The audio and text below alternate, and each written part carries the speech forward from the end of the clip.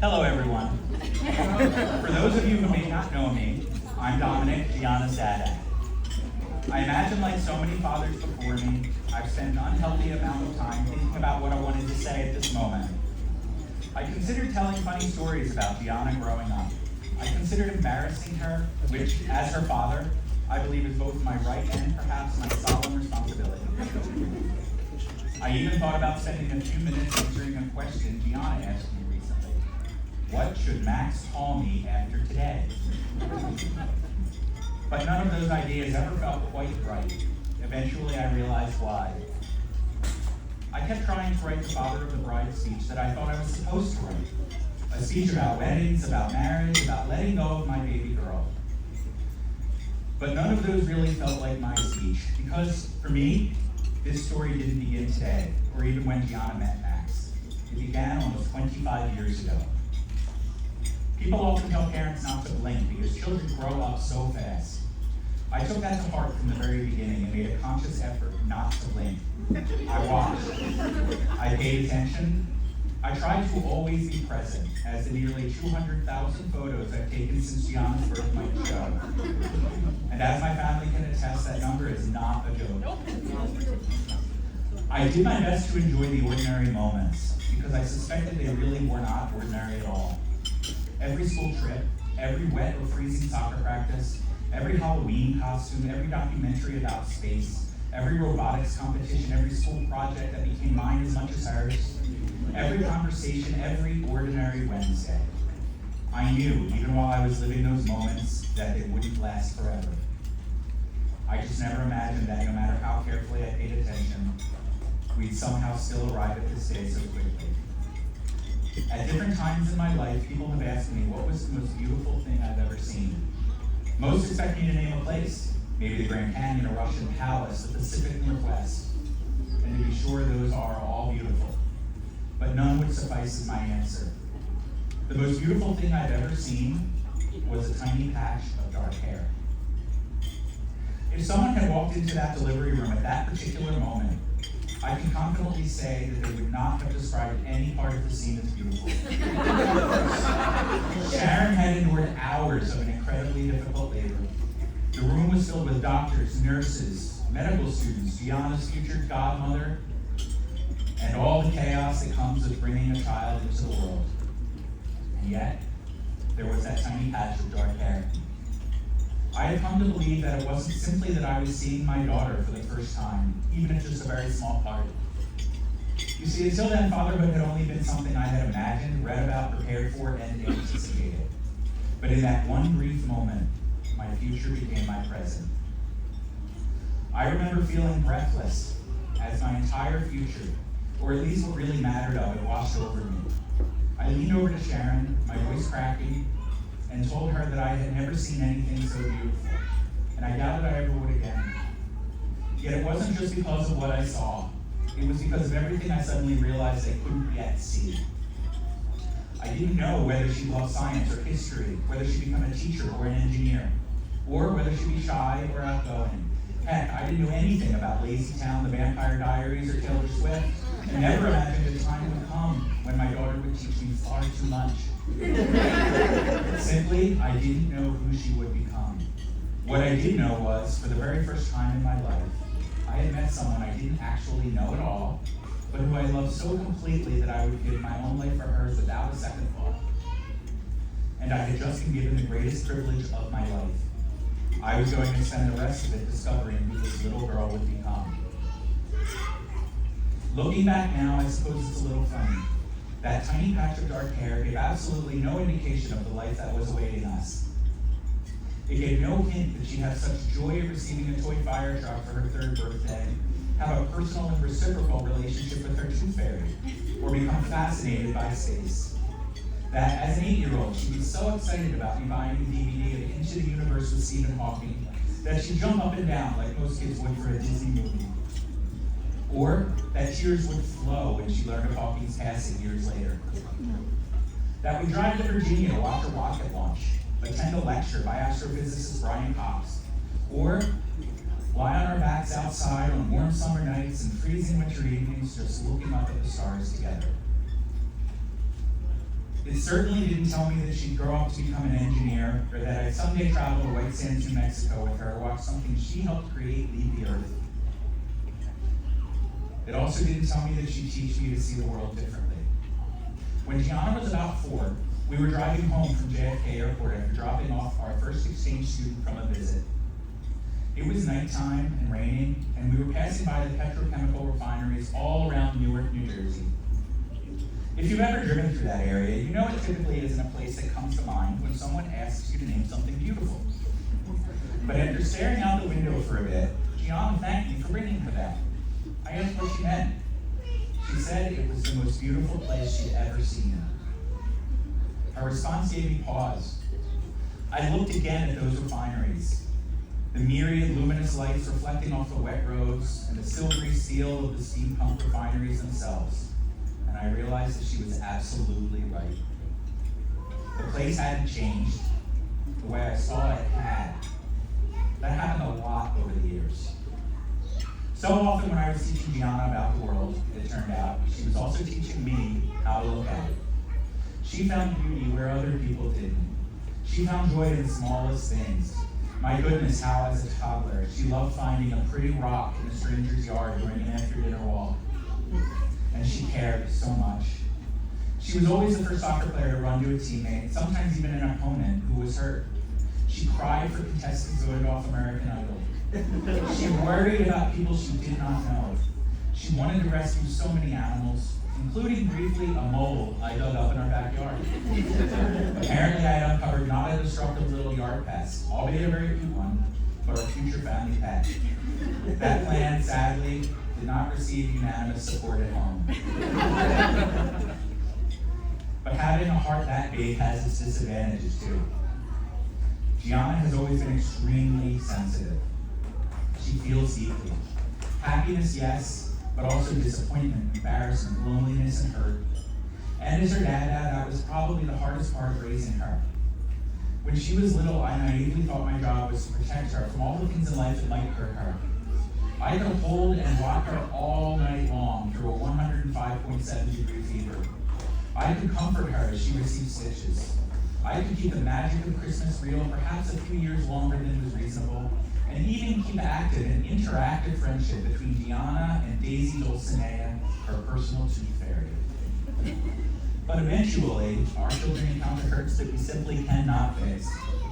Gianna desperately wanted close friendships, something that never came naturally for her. There were too many times when people she considered friends were terribly cruel. Not once, but twice, years apart, 2 entirely different groups of girls actually cropped her out of group photographs before posting them online. Hence, you will now never see Gianna standing on the end of a group photo. I remember how badly that hurt her and how helpless it made me feel.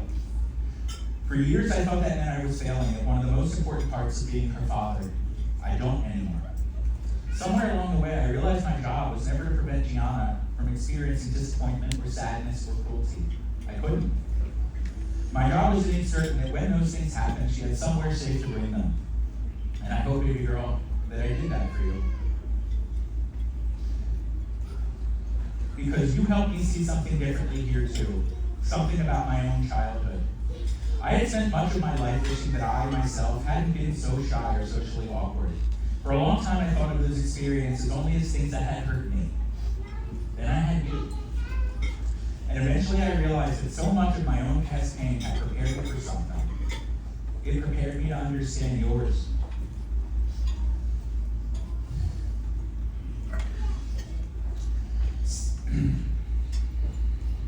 Some of the things I once least liked about myself became some of the things that helped me help you the most as your dad. And one of the great privileges of being your dad has always been knowing that when the world hurts you, I'm one of the people you come to. Somewhere during all of that, I discovered something else about you. You are so much stronger than you think you are. I watched you get cut from the soccer team you played with for years, spend the next year working and practicing, and then walk into tryouts the following year, dominate and earn your place back. I watched a concussion end the sport you loved and leave you with difficulties that followed you into college. I watched you struggle at Penn State far more than almost anyone knew. And I watched you come back again and again. You graduated from Penn State with a degree in mechanical engineering. And as proud as I am of the degree, I'm far more proud of all it took for you to get it. Of course, I can't talk about the person Gianna became without talking about the other person who has been there from the very beginning, her mama. Sharon and I learned something about ourselves as parents almost immediately after bringing Gianna home. About 2 weeks after she was born, I went back to work and received a call from Sharon after she'd spent much of the morning alone with a screaming Gianna. With a level of honesty I've always appreciated about my wife, she informed me that she wasn't entirely certain she was cut out to be the primary adult parent. And as it turned out, she was right. Not about being a parent. She was and is an extraordinary one. But Sharon knew herself. She knew her strengths. And she knew mine. She was driven, ambitious, and so much better than I could ever be in the professional world. I'm just not driven the same way, and frankly, I'm much better suited to surviving a 6-hour drive to Fort Drum, New York, as the only adult with a nearly 3-year-old, while listening to Caillou's Christmas special on a continuous loop. Over time, Sharon became the primary provider for our family, and I became the primary parent at home. There have been times when I felt awkward about that arrangement because I grew up with the same societal expectations about what a father was supposed to do that most men of my generation did. But looking back now, I realize that Sharon gave our children and me a wonderful gift. She made it possible for them to pursue their passions with a parent present, and for me to be that present parent. For the soccer practices, the school trips, the doctor's appointments, the afternoons after school, the ordinary Wednesdays, all of it. I know there were times when being the one working meant you couldn't be there for things you really wish you could have been, but I hope you know what your sacrifice made possible. I love my parents and wouldn't change either of them for anything, but I recognized long ago that neither had been the parent I know they both later wished they could have been. Sharon, you enabled me to become the kind of father I always wanted to be, and perhaps more importantly, the kind of parent I had needed myself as a child.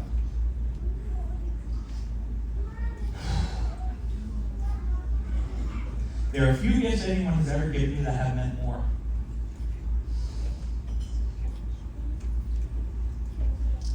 And while I may have been the parent attending gymboree classes, the only father I should add, nope, not awkward at all, or sitting at the soccer field or going on the school trip, your fingerprints are every bit as visible on the woman sitting here today.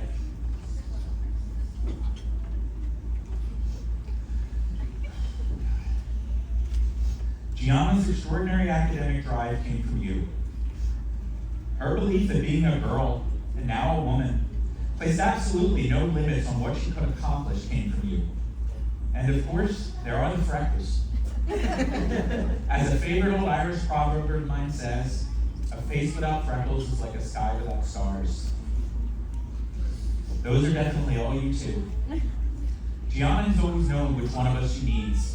If she needs help with academics, organization, or a proverbial kick in the rear, she reaches out to her mom.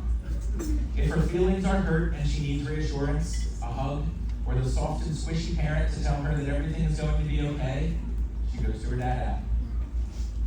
Maybe our roles weren't what we would have predicted 25 years ago, but they were ours. And somehow together, I think we did all right. And then, of course, somewhere along the way, came Max. I wish I could tell everyone that the first time I met Max, I immediately knew he was the man Gianna would someday marry. But I didn't. It took me some time to get to know him, and truthfully, I'm still getting to know him. But I do remember the first time I realized there was something about Max that was different. Fairly early in the relationship, we met up at the Christmas market in Philadelphia. Gianna became overwhelmed trying to coordinate our family meeting, his family meeting, his family for the first time in such a crowded environment and started having an anxiety attack. Before I could jump in and assist her as I'd done in the past, I saw Max calmly begin talking to her. He He wasn't embarrassed. He wasn't frustrated. He didn't tell her she was overreacting or try to make her anxiety disappear. He stayed calm. He talked to her. He listened. And he helped her through it. I remember watching them and thinking, okay, there is something here. Because Max loving Gianna means loving all of Gianna. The brilliant math-loving engineer and the woman who used to cry when someone she doesn't know got voted off for the TV show. The woman who can be extraordinarily determined and the woman who always doubts herself. The woman who wants everything planned and whose anxiety sometimes makes those plans difficult. You don't seem to need her to be any less of those things. You just seem to love her. And that's what matters most to me. You balance each other. Gianna needs someone who can remind her that everything doesn't have to be solved immediately. And Max, I suspect sometimes you need someone who reminds you that you're capable of far more than you believe you are. I watched Gianna believe in you, and she's told me how much she does. I hope that over the years ahead, you learn to see some of what she sees when she looks at you. Because I've spent almost 25 years wishing exactly the same thing for her. That she could see herself as I see her. Baby girl, I'm pretty sure I have never succeeded in getting you to do that yet. But I'll never stop trying. I'm your dad, so perhaps my point of view isn't entirely objective. But I wish even for just a moment that you could borrow my eyes. I wish you could see the little girl who found beauty in refineries and pretty rocks in strangers' yards. The little girl who cared so deeply that other people's hurt became her own. The teenager who was knocked down far more than she deserved but kept getting back up. The young woman who struggled far more than most people knew but still finished what she started. The engineer, the daughter, the woman sitting here today. You know how the night before each of your birthdays, I always said goodbye to you because the next morning that year's version of you would be no more? You'd become the new 8-year-old, 10-year-old, or 13-year-old Gianna, who I was excited to get to know, even though I missed the 7-year-old, 9-year-old, or 12-year-old Gianna. I've never forgotten any of those versions of you. I see all of them every time I look at you. And baby girl, I am so proud of what I see. Nearly 25 years ago, I looked out at that tiny patch of dark hair and saw a future full of possibilities. Today, I get to look at you and see what so many of those possibilities became. But here's the thing, I still see possibilities. So many of them. Because as much as today makes a father look backward, I'd rather not spend it wishing we could go back. I loved the little girl who called flowers zowies. I loved the little girl who believed in Christmas magic, perhaps a little longer than she should have. I loved the little girl who wanted a pet mole. I loved the teenager dancing in the kitchen when she thought nobody was watching. And I would give almost anything to spend one more ordinary day with any one of them. But I wouldn't trade the woman you've become to get them back. Because I always believed something very strongly. Just over 10 years ago, I stood on a stage at Gianna's 8th grade graduation and asked her entire class to believe it too. Your best days should always be ahead. I believed it when you were a little girl. I believed it when you struggled. I believed it when you graduated from college, and I believe it today. So, baby girl, I'm not letting you go. I've never really understood that expression anyway. I'm your dad, I'm my baby girl. That doesn't change when you get married. What I'm doing today is something so much better. I'm watching you begin yet another part of your life. And just like I did almost 25 years ago, I'm looking at a future I can't yet see and imagining all of the possibilities. Only this time, Max is standing beside you. I hope that you fill that future with adventures, with laughter, with so much love. With moments that don't seem important until years later when you realize they were some of the most important moments of all. With babies when you're ready. With ordinary Wednesdays. I hope you continue helping one another see things differently. I hope you believe in each other when one of you has trouble believing in yourself. And I hope that many years from now, when you look back on this day and all the people who came here because they love you, you can honestly say that as wonderful as this day was, your best days were still ahead. So to my baby girl and to Max, may your life together be long and filled with love, friendship, laughter, curiosity, patience, and more ordinary moments than you could possibly know what to do with. And may you always remember to pay attention to them. Try not to blink, but when you do blink, which will happen, don't worry. There will be something beautiful waiting when you open your eyes again. Oh, Max, I almost forgot. To answer Gianna's question about what you should call me now that we're family, the Right Honorable Mr. Gagliardi is perfectly acceptable. But if that feels like too much to say, Your Majesty will be just fine.